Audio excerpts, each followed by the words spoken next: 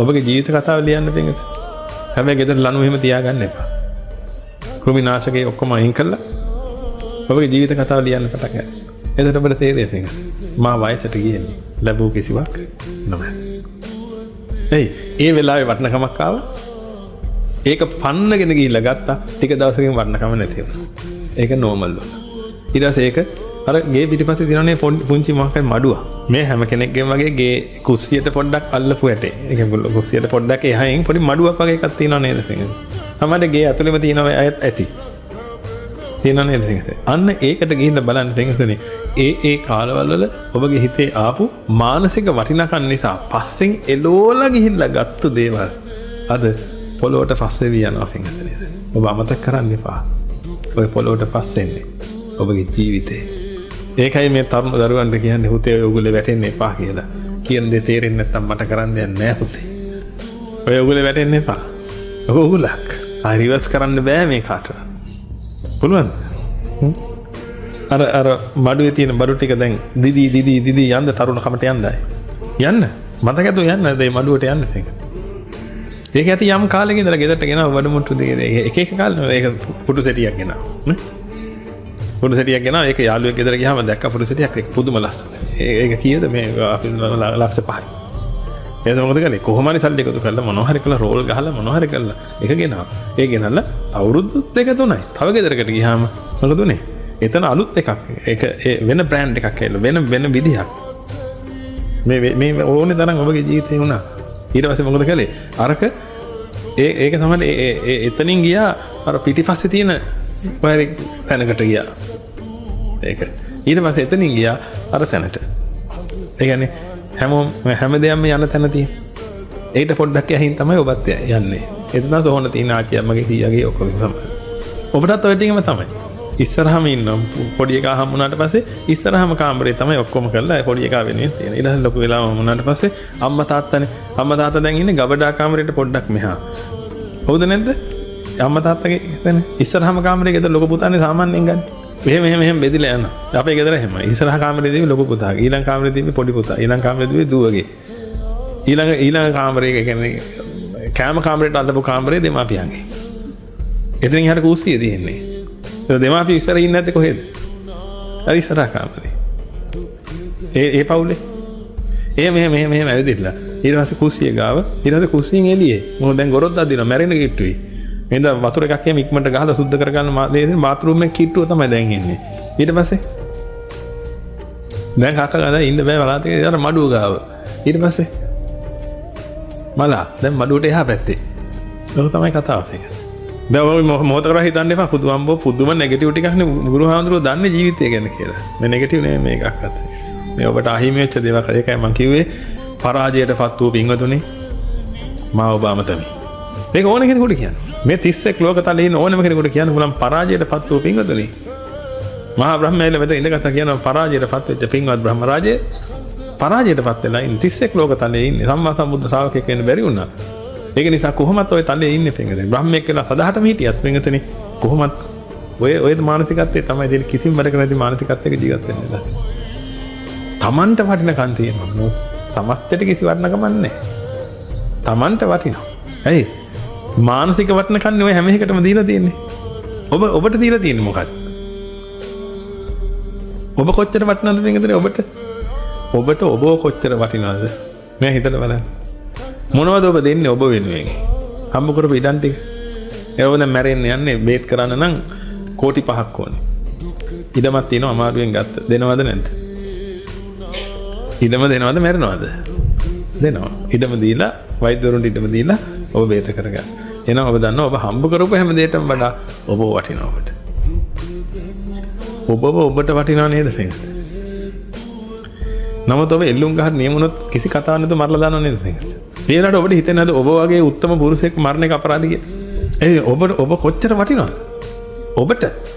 නමුත් රජයට ඔබ 7-5ක් වටින්නේ මරලා දාන වටින මිනිස්සෙක්. කියන්නේ බල්ලෙක්ව මරන්නේ නැහැ. ඔබ මරනවා. වටින්නේ නැහැ මේක. නමුත් ඔබට ඔබ වටිනවා. එහෙනම් හොඳට මතක තියාගන්න ඔය ඔබට දැනෙන්නේ වටිනකම. ඕකත් සයිකොලොජිකල් එක. ඒක නිසා ඔබට මැරෙන්න බෑ. පුළුවන්. පුළුවන් ද කියලා බලන්න කියලාද කිව්වේ? එහෙමද කිව්වේ? නෑ. ඔබට මැරෙන්න බෑ සෙන්ගත. ඔබට ඕනේ කොහොම හරි ජීවත් වෙන්න. කොහොම හරි ජීවත්. එතන කවුරු හරි බෙල්ලට පිය දීපොත් එහෙම අනේ බුදු අයියේ වැඳ වැටිලා මරන්න නම් එපා. ඕන එකක් කරාම මරන්න. හේතුව වෙන්නේ ඔබට ලොකු වටිනකමක් තියෙනවා. ඔබගේ. ඒකත් හිතින් ආව වටිනකම.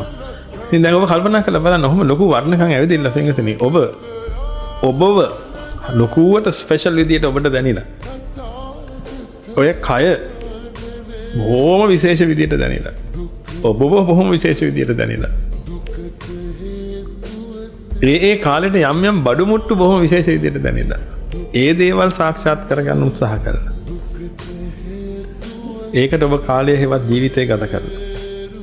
ඊට පස්සේ ඒක නැති ඒ ගියාට පස්සේ ඒක පැත්තකට දාලා. ආය අලුතෙන් ආපු එක වෙනුවෙන් ආය ජීවිතේ කැප කරලා. ආය ඒක පැත්තකට දාලා. ආය ආපු එක වෙනුවෙන් ආය ජීවිතේ කැප කරලා. දැන් ඔබ වයසට ගිහිල්ලා ඉන්නවා. පණ්ඩු පලාසෝ දානීසි යමපුරිසා පීචතං උපට්ඨිතා. උයෝග මුකේන තිත්තති පාතේ යම් පීචතේන විජ්ජති. වයසට ගිහිල්ලා. සමහරෙකුට ඔබට නෙමෙයි සමහරෙකුට යමපල්ලොත් පේන්නరా. මග වියදමක් ඇත්තෙත් නැහැ. කරගත්ත පිනකුත් නැහැ. යන්න මග වියදමක් ඇත්තෙත් නැහැ. මොකද කරන්නේ? අඩු වැඩි වශයෙන් හැමෝගෙම ජීවිත ඔතන තියෙන්නේ. ඒකයි මම කිව්වෙත් එන්නේ පෙරදුන මිනිසුනි. භද්‍ර යවුවනේ ඉන්න දරුවනේ. මේවා තව දෙපාරක් හිතන්න. මට මේව නොකිය ඉන්න බෑ තෙන්. මේකට නැගලා ඉවරලා ධර්මාසනෙන් නැගලා ඉවරලා හොඳට කාල වේලීට හල්ලා කියලා කියන්න බෑ. ඉතින් වන්ටි කියන්නේ යනකොට ඉතින් තේරෙන්නේ කියන්නේ. ඉතින් භද්‍ර යවුවනේ ඉන්න දරුවනේ දෙපාරක් හිතපල්ලා. දැන් කියන්න වෙනවනේ. දෙපාර හිතන්න බෑ. මොකද අපිට පේනවනේ පෙන්ගදේ පණ්ඩු පලාතෝ දානීසි කියලා. මේ ඔක්කොම මේ වයසට යනවනේ පෙන්ගදේ. මේ කේස් පැහිලා ඔක්කොම වෙලා මිනිස්සු වයසට යනවනේ. මොනවා කරලා? කාට වුණත් මේ ටික කියන්නේ අනුකම්පාවට. හුදෙක්ම අනුකම්පාවට කියලා ඔබට තේරෙන්න ඕනේ ඒක. වෙන කිසිම හේතුවක් නැහැ මේ ටික කියන්නේ. හුදෙක්ම අනුකම්පාවට. කියන්නේ ඔබ සාසනයට ආයුතුයි කියලා මගේ නම් නියමයක් නැහැ පිටින්. සාසනයෙන් පිළිසරණක් ගත යුතුයි කියලා එකක් තියෙනවා. සාසනයෙන් පිළිසරණක් ගත යුතුයි. පුළුවන් අය. ඔබ කැමති කෙනෙක් කරගන්න. දිව්‍ය ලෝක තියෙනවා, බ්‍රහ්ම ලෝක තියෙනවා. නේද? මනුස්ස ලෝක තියෙනවා, ඔන්න සතර පය තියෙනවා. 31 ලෝක තලයේම තියෙන මේක. ඔය ඕනේ තැනක හක්කලම් කර කර හිටියා ඊළඟ බුදුහාමුදුරුවෝ ලෝකේ පහළ වෙනකම්. ඉතින් මේ බුදුහාමුදුරුවෝ පහළ වෙලා දැන් මේ ශාසනයක් ගොඩනගලා යන කාලෙත් වෙනසනේ. ඒකට පිටු පානවා නම් ඉස්සරහට පහළ වෙන බුදුහාමුදුරන්ට ඉස්සරහ පාන්න මට මන් නම් එහෙම හේතුවක් දකින්නේ නැහැ. ඒකයි. ඒක නිසා ඔබ කල්පනා කරන්න. වයසට ගිය ඔබගේ ආච්චි අම්මා මේ ඉන්න දරුවෝ දන්නවා ඔබගේ ආච්චි අම්මා ගෙදර ඉන්න හොඳ වස්තුවක් ඔය. ඔබගේ සීයා ගෙදර ඉන්න හොඳ වස්තුවක් ඔය. එයා ලොකු පාඩමක් කියලා දෙනවා. ඔක යම රජුරුවෝ අහන ඔබේ. යම කාලෙන් මැරිලා එතනට ගියොත් ඒකත් මහා වාසනාවන්ත අවස්ථාවක් තියෙනවනේ. යම රජුරුවෝ හදන්නේ බේරන්න පුළුවන් නම් පිනක් මතක් කරලා දීලා. ගොඩක් අය අහුවෙන්නේ නැහැ යම රජුරුවන්ට තේරෙන්නේ. මේ බේරන්න හදන අවස්ථාව යහනවා. පළවෙනි දේවදූතයව දැක්කේ නැද්ද කියලා. දෙවෙනි දේවදූතයව දැක්කෙත් නැහැ. තුන්වෙනි දේවදූතයව දැක්කෙත් නැද්ද? ඒක දේවදූතෙක් තමයි වයසට ගිය ආච්චි අම්මා සීයා කියන්නේ. ඒක දකින්න ඕනේ අනේ මේ කේස් රැලි වැටලා ඔක්කොම වෙලා අනේ හරි අමාරුවෙන් ඉන්නේ. ඒ කොටස විතරක් නෙමෙයි. ඒ කොටසත් දැක්ක හැකි. ඊට වඩා ගැඹුරෙන් දකිමු. අනේ ආච්චි අම්මයි සීයයි මේ තත්ත්වයට වැටලා තියෙන්නේ මක් කරලා. දැන් ධර්මානුකූලව දකින්න. අපේ සීයා ඉස්කෝල දෙකක් හදලා තියෙනවා. ආච්චි අම්මා රටට දරුවෝ 21 දෙනෙක් දායාද කරලා තියෙනවා. ඒ දරුවෙන් එක්කෙනෙක් තමයි අද අහවලා ඒව ගැන නෙමෙයි මම මේ කියන්නේ. නැත්නම් අපිට එහෙම වටනකම් ගේන්න පුළුවන්. ලෝකයා එහෙම වටනකම් තමයි ගේන්නේ. වෙන මොනවා ගේන්නේ? ඔබ හිතන්න ඔබ මැරුණා දැන්. ඔබ මැරිලා දැන් ඔබේ ಗುಣ කතන යනවා. මොනවා කියද ඔය? මා සාදපු ළමයි. මා ගත ඉඩ කඩන්. මා සෑදූ බිල්ඩින්. වෙන මොනවා කියන්නේ? ඔය කාටවත් පුළුවන් මට වුණු යහපත ගැන කතා කරන්න. ඔන්න එනකට දේවදූතයා දිහා දකින්න මේක. ආච්චි අම්මා දේවදූතයා, සීයා දේවදූතයා. දකින්න. එයාට සේවා කරන්න. එයාට සාතු සප්පායම් කරන්න. ඒ සාතු සප්පායම් කරනතුරු දකින්න. මොනවා කළාද එතනට ගියේ කියලා. එතකොට ඔබට තේරෙනවා. අවිද්‍යාව තෘෂ්ණා නිසා මානසික වටනකම්, මානසික පිළීම් ආවා. ඒ පිළීම් වලින් අයින් වෙන්න නම් දේවල් ඕනේ වුණා. ඒ දේ අසුරු කරන්න ඕනේ. අන්න එතකොට ඒකට වටිනකමක් ආවා. මොකද එහෙම එකක් තේරුන්නේ නැහැ. තේරුනේ වටිනවා කියලා ඇත්තට. එහෙමනේ තේරෙන්නේ. ලෝකේ වටිනවා කියලානේ තේරෙන්නේ.